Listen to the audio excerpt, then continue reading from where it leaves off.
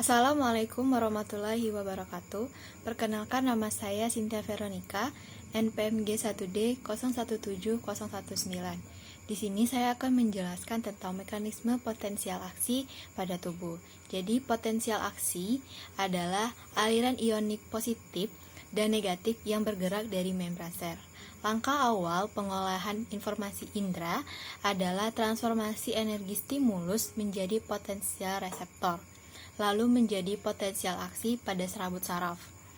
Pola potensial aksi merupakan kode informasi mengenai dunia, walaupun kadang-kadang kode yang disampaikan berbeda dari yang dinyatakan.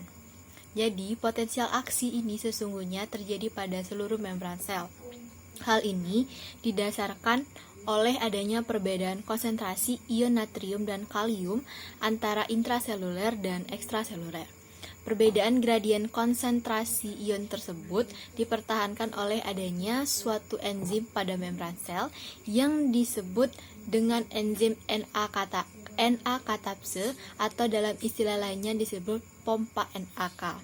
Pompa NAK ini bekerja dengan cara mentransfer 3 ion natrium keluar sel serta 2 ion kalium ke dalam sel.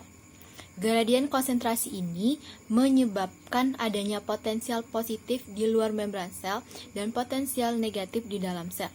Perbedaan potensial membran ini disebut sebagai resting membran potensial, di mana sitoplasma sel memiliki potensial listrik sebesar minus 60 hingga minus 80 mV dengan cairan ekstraseluler.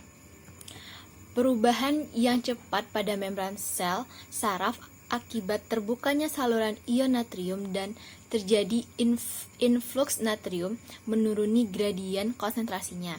Akibatnya meningkatnya jumlah natrium di dalam sel, sedangkan jumlah kalium tetap. Maka terjadi perubahan potensial listrik di mana potensial listrik intraseluler menjadi lebih positif dibandingkan ekstraseluler.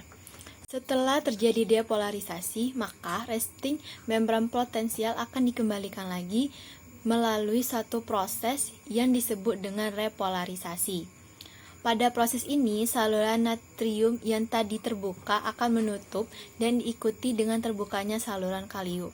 Kalium akan berpindah keluar sel menuruni gradien konsentrasinya dan mengalihkan potensial membran dalam sel menjadi negatif. Adalah gambar dari elemen potensial aksi, potensial transmembran, dan durasi potensial aksi pada berbagai jaringan tubuh. Baiklah, sekian penjelasan saya tentang mekanisme potensial aksi pada tubuh.